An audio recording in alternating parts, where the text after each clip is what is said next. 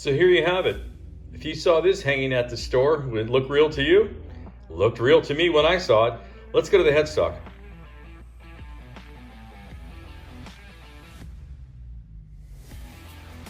Gibson Les Paul standard model. Let's turn it over and let's get the serial number in. 119910557. Made in USA 2011. And if the Trogley Guitar Show was watching this, he'd want basically a close-up of the Gibson logo on the headstock. So let's get up close.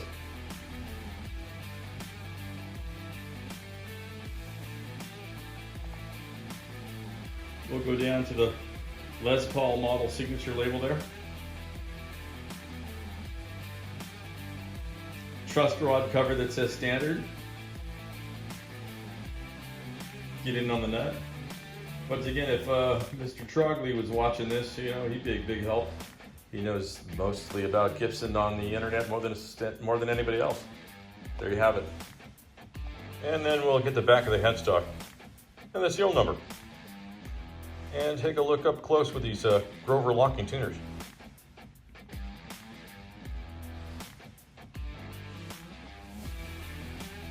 All right, guys, now we'll go down the neck and take a look at this top fingerboard here. Right here past the nut. On this model, the first time I ever played it, I was kind of taken back by the binding covering the edges of the fretboard. I've never played a guitar as such, and I also noticed the chamfer angle is so steep on the edge of the frets to the end of the fingerboard, on of course both sides of the fretboard. One thing I did notice about this model when I purchased it, I'm gonna go back again and go real slow, and you guys can take a look at the fretwork. Once again, if this is not a Gibson, the fretwork and the fingerboard quality and the craftsmanship, of course, up front and in your face here, this is superb. Of course, the reason why I bought it. And then from this bottom view angle, with, you know, some scratches and dings when I purchased it from the store. Once again, this was stolen, so it's sold as a used item. Here's the nut and the start of the fingerboard here, and look at the fretwork once again, as I mentioned.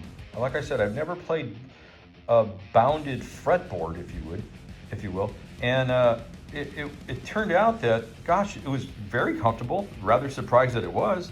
I thought it was going to be kind of clunky, but no, it rather blends together, you know, really well. Let's take another stab at it. So the quality, once again, and the craftsmanship of the fingerboard, and altogether, I was taken back by it.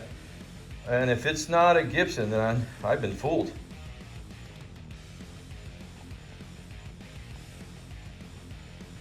And then we'll take a top view of the fingerboard, and you can look at these trapezoid inlays and the work and the quality done to put these things in.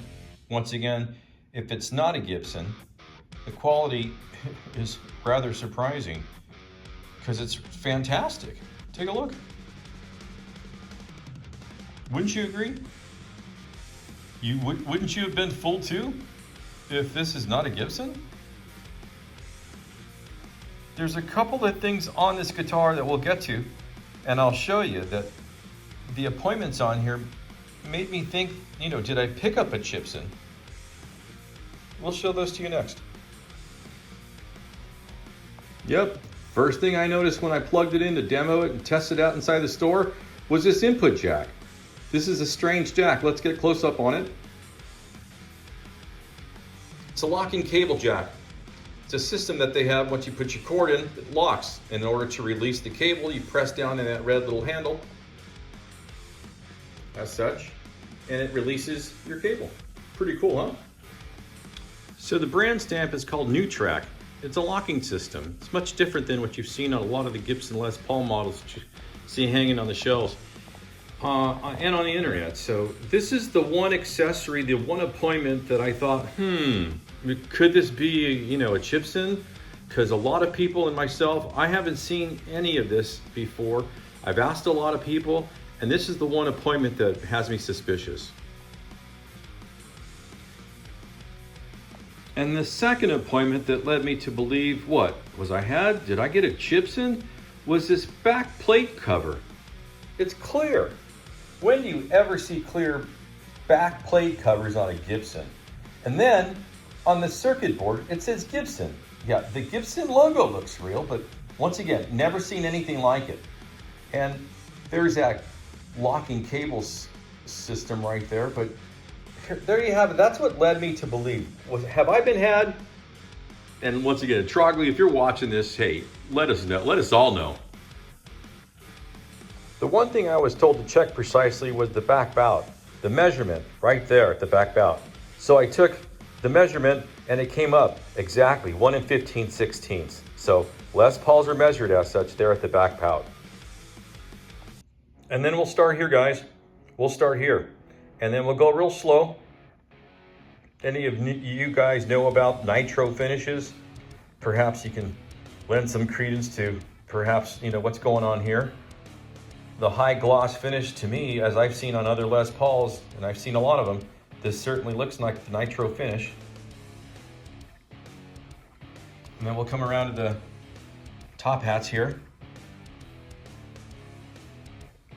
Once again, Trogley, if you're watching, let us all know. I haven't seen any of these on your show.